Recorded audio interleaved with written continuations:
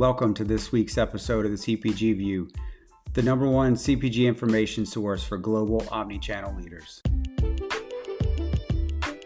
Bryan, thank you so much for joining this week's episode of the CPG View. You and I have been in circles similar to each other for several years. I'm surprised we actually haven't met, but very happy that we're able to do so now. Before we dive in, would you mind introducing yourself and the company you're with? Yeah. Hey, Don, thanks for having me. So Bryan Santee, I work for PepsiCo. I've worked for PepsiCo for 20 years, and currently I am the Chief Commercial Officer for our PepsiCo Beverages North America division. So I look after our customer and commercial agenda here in the U.S., and I'm based in New York. Awesome. Well, I didn't spend 20 years at a company. I spent almost 16. So at that point in time, it's ingrained in who you are. So I'm looking forward to learning from you. Hey, I wanted to ask you, you've had a pretty illustrious career. Can you walk us through your journey and maybe share a pivotal moment or two that's defined your perspective on leadership? Yeah, sure. Yeah, I know it's kind of rare to spend such a long time with one company in this day and age, but I've had the privilege of working for PepsiCo now for nearly 20 years across 10 different roles. I actually started my career at IRI Circana. Great foundation. I worked there for 3 years, learned the industry. I think great foundation of data and analytics. And then I had the privilege of joining PepsiCo in 2005. And it's been a terrific run. And as I think about my career journey, I like to break it down into three key chapters. One is individual contributor. Second is a team leader. And then the third is enterprise leader. And so as you think about individual contributor, that's all about being the subject matter expert and put yourself in the right experiences to make sure you learn the business and you have a strong foundation to build upon. And had some great opportunities to lead customers, to work on brand teams, and have some terrific experiences. And that was about 8 years of my career, a couple small individual people leader opportunities. But what I wanted to do is really understand our business at the front line and lead a big team. And so I had the opportunity to go from the beverage business to our snack business at Frito-Lay and lead a big team. And that's the second chapter as a team leader. I had the opportunity to learn how to motivate and inspire a frontline organization. That's the DNA of PepsiCo as our frontline team. They don't care where you went to school. They don't care what you did before. You really have to earn their trust as a leader. And I spent 6 amazing years at Frito-Lay learning how to be a leader, learn how to lead big teams and drive an agenda. And then really pivotal moment, you asked about a pivotal moment. I had the chance to go from a senior director at Frito-Lay to back to the beverage business as the vice president of our national customers. And that's where I really learned how to be an enterprise leader. And so you think about, man, I went from region to national, from a field team to a headquarters team, from snacks to beverages. And as a vice president, it's really important you're a leader of leaders then, and you have to learn how to set the agenda, how to remove barriers, and how to influence across the organization, across functions. And it was a really formative experience for me to learn how to do that. And then I would say the other really pivotal time for me as you think about that career journey that I just articulated, that was all very traditional CPG or FMCG, quote unquote, brick and mortar experience. And the world had started to evolve to digital, but really wasn't quite developed as well yet. And I had the chance to then go over to our digital commerce team and lead the commercial agenda there. And I spent 2 years lead total PepsiCo portfolio. I had no domain expertise in this space. I knew our portfolio. I was pretty good with customers. I knew how to lead teams. What I didn't know was how to drive the digital agenda. And so, what I've learned through all of these, call it dozen experiences that I've had in my career is you get good at transitioning into new roles. And, I try to be a humble person. So I'm ambitious, but very humble. And so you learn how to listen more than you speak, how to be curious and ask good questions, really how to assess the situation, figure out what leadership approach that you need, And then most importantly, I think how to surround yourself with smart, talented, diverse team who complement your skills. And so in this digital experience, that for me, boy, did I learn a lot. I asked a ton of questions, and it was really inspiring to me to just be surrounded by such talented people. And then I grew so much from that experience. So I it's love been a that. good run so far, and looking forward to continuing the career journey ahead. No, I love that. I've got a couple things there. One, with your notion to moving to the Omni role, I have a friend. I won't mention the company, but I will mention his name, Bryan Sappington. You might have known him in a past life, and he did a similar role to yours of no digital experience, no domain expertise to plopped dead center in the middle of an org, really based on his prior experience of leadership and results. And so I certainly can, that makes complete sense as to why they would put a leader like you in that type of role. The second thing I wanted to mention is, I agree with you. I think similarly, my career has been probably in those three chunks you mentioned: individual contributor, team leader, and enterprise leader. I think, what I've found is a lot of folks when they get to the roles that you're in, or maybe where I've been in my journey, it's really important that we send the elevator back down.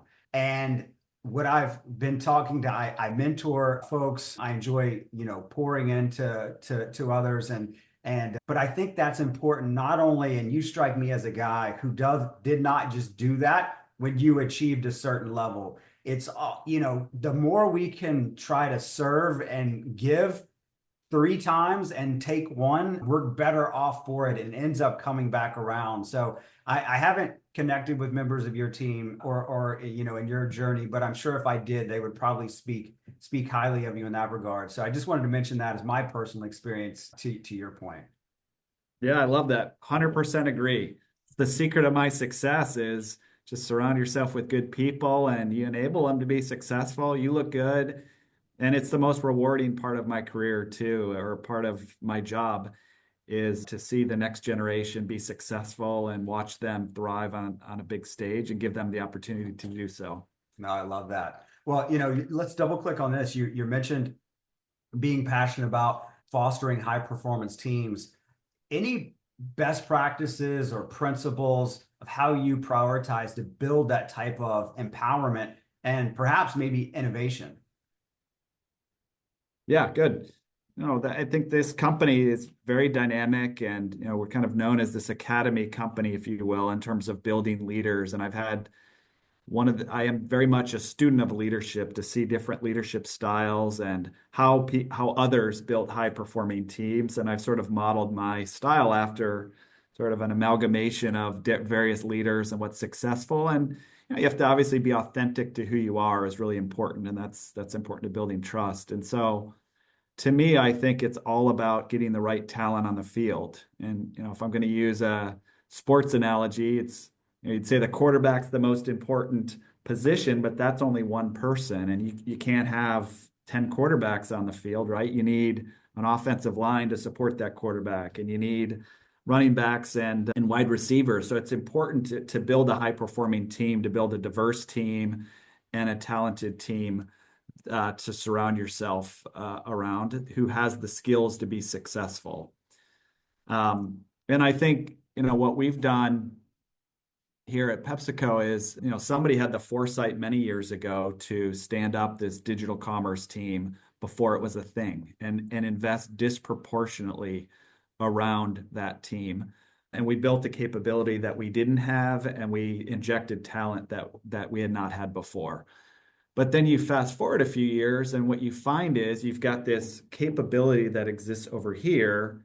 You've got your traditional business over here, and the world starts to blend, and we had to figure out what we do. And so you start to export talent into the business and then import talent into this new team to start to cross-pollinate. And I think that's such an important, like just structurally, how you start to blend talent across the organization is really important if you're going to really embed it. Otherwise, it's just going to sit separate, and you're not going to really take advantage of all this talent that you've brought into the organization. So that's one key area and one something I'm very thoughtful of is the movement of talent across the organization to take advantage of various skills and then make sure that they thrive. And, I think with that, what I learned too is having empathy for different folks and where they're coming from and their knowledge of the business. So, I knew the business in a super deep fashion, but then I would talk to our product engineers who were experts in their space, and we had to learn a common vocabulary, and we had to really walk in each other's shoes to understand what we brought to the table and how we could build solutions together. And so, there's a number of examples, our supply chain team, that's the same thing with our product engineers, with our marketing team. But I think that the more that you can cross-pollinate, the better you kind of understand where each others are coming from. You build that empathy, and then you create that special sauce, which unlocks that innovation that you just referenced. Yeah, I love that. Two things. One, student of leadership, so fellow nerd here. So we could start a book club later, and that'd be fun. And the second part, I totally agree with you. I was part of a business of, I think we were maybe $10 billion or something. We're not in it was in a durable category space, and we stood up a division, an e-commerce division, similar to what you mentioned, or an omni-channel group, or and what I think about, and that was years ago, that was 5+ years ago. But I think about, to your point, cross-pollination of talent. So important to not only set the direction of the organization or help set the direction of the organization, but then also align the organization around a key common purpose with a couple key milestones that everyone's bought into. And then you can start to mobilize the organization. And we all know talent is what makes this all work. You and I can be in these roles all we want, but we're one person, and many of us serve and support large teams, global teams, and our ability to truly mobilize the organization is really how we make an impact as a leader. So I completely agree with you. Hey, and I think you could say it, but I think in practice it's not always easy. I think a lot of people come from a school that if you haven't done the job, then you can't do a job. And we had to get comfortable of saying, hey, we're going to bet on this talent. We're going to take a risk. And even though she might not have done this so-and-so role, this is a smart, talented leader, and we're going to surround this person to be successful. And we think that we're going to take a risk and bet on talent. And I think I found that you've had to push through that inertia in order to unlock some of that shifting of talent across the organization and have the conviction to do so. Wow, love it.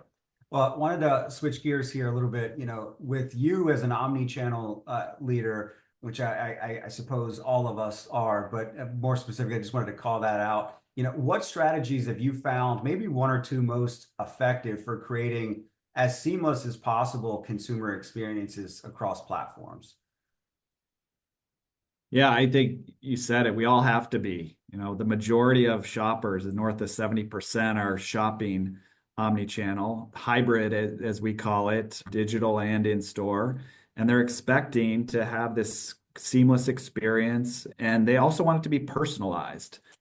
And so what's interesting is we're on this journey to have this seamless experience and drive this personalized experience. Our customers are also on this journey to do so.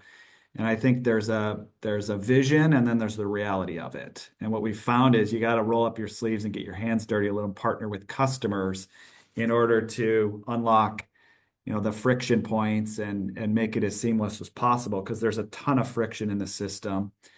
And I think a couple principles that come to mind. One is you got to really think end to end about this. I think very much so we need to start with the consumer, but you need to think holistically, because a lot of the friction points tend to be within our supply chain, tend to be with where the product is fulfilled and the ability to source that product. And so thinking end to end is first.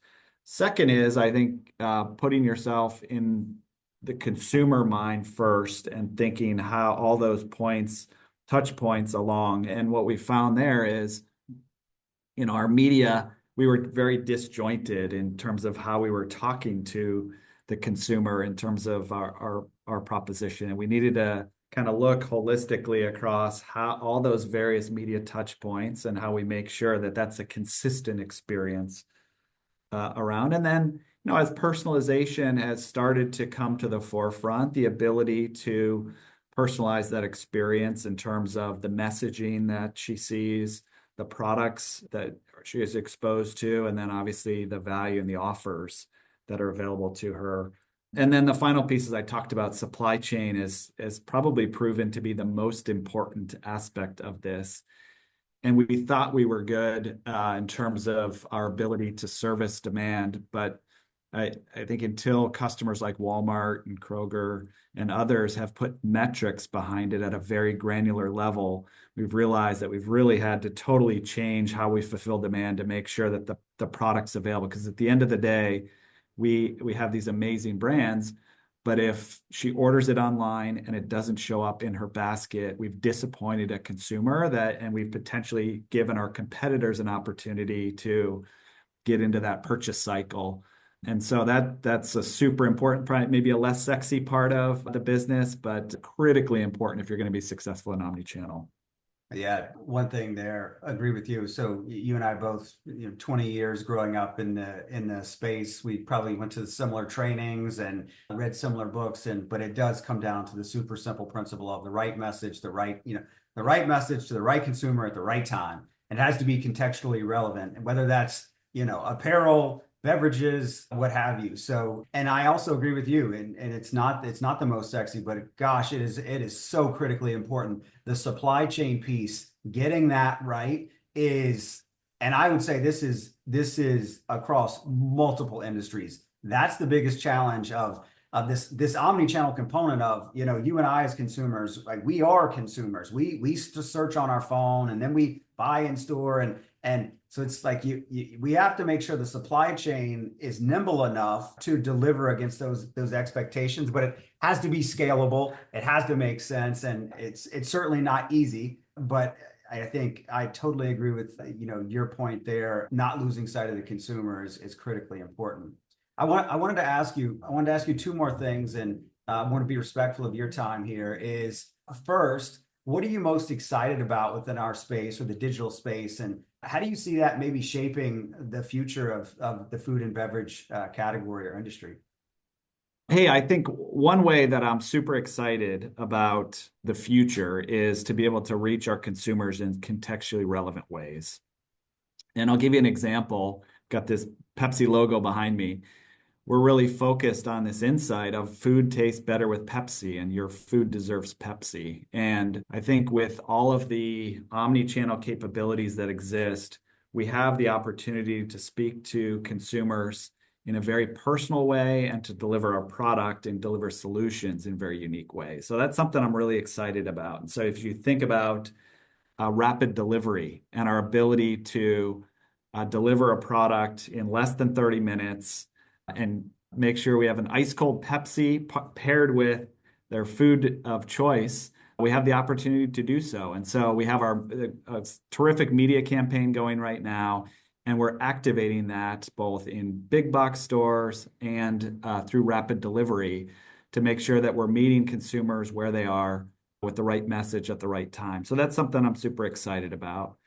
The second one is, I think, the robustness of data and analytics and how it's helping to drive decisions. So if you think about Kroger is a good example of that. We're really diving into Kroger's 8451 data to understand things like new item propensity, category segmentation and churn, and price sensitivity to deliver personalization. And I think there's a couple of big ecosystems that we have the data and we're starting to develop the capabilities to drive really interesting personalized options for our shoppers, and how we launch new brands and how we better utilize our promotional trade in a very efficient way to reach consumers and convert them most effectively.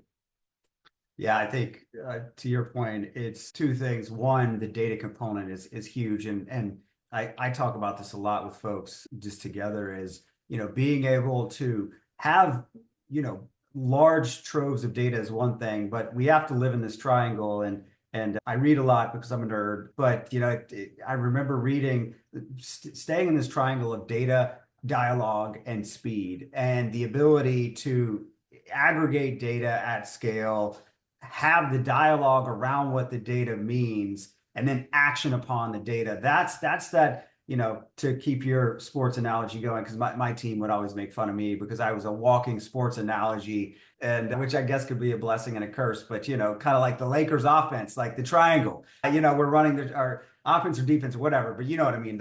But I think that it makes so much sense, and I think it will be a huge component of it. I'm interested to see how LLM components play into how we're able to message and how we're able to optimize the consumer journey at scale globally across various categories. We're very fortunate, I would say, to be, Bryan, doing the jobs we're doing at this point in time, because it's a very exciting space to be in, and you all at Pepsi are a fantastic, stable of brands that are doing some great things. So, hey, I wanted to just close out today and Bryan, say thank you so much for joining this week's episode of the CPG View. Is there anything you would like to leave the audience with before we close out today?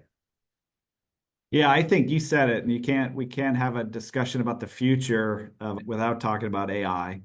And I 100% agree with you. I think how we do that is going to be really important. We have the opportunity to shape the future with leveraging this new and exciting capability to enable our teams to, and I'll finish where we started, is I think the skill set of the future is going to look very different than the skill set of where we grew up. And, we're in this bridge of fostering building the capabilities for this next generation to be successful. And so it's a super exciting time to be in the industry.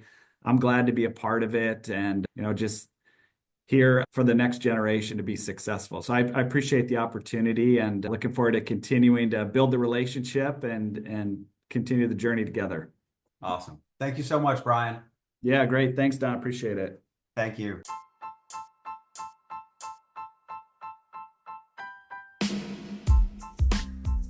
Thank you for listening to this week's episode of the CPG View, the #1 CPG information source for global omni-channel leaders.